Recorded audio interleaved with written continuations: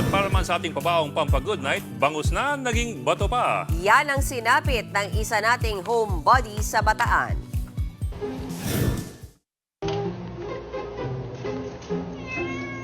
Ay, sarap.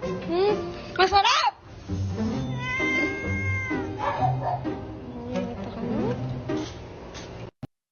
Iniwan lang saglit ng uploader ang bangus sa lababo. Nilagay niya ito sa planggana para i-defrost at maluto. Nalingat lang siya saglit at ayun, tinangay na at pinagpestahan ng mga pusa. Bilang isang fur mom, hinayaan niya na raw na ubusin ito ng mga pusa.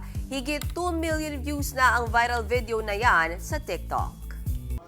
Mga kapatid, Ed Lingaw po, maging maalam at may pakialam sa mga napapanahong balita sa ating bansa. Para sa mas malalimang pagtalakay at paghimay sa mga issue at headlines, tumutok lamang at pag-subscribe sa social media pages ng News 5.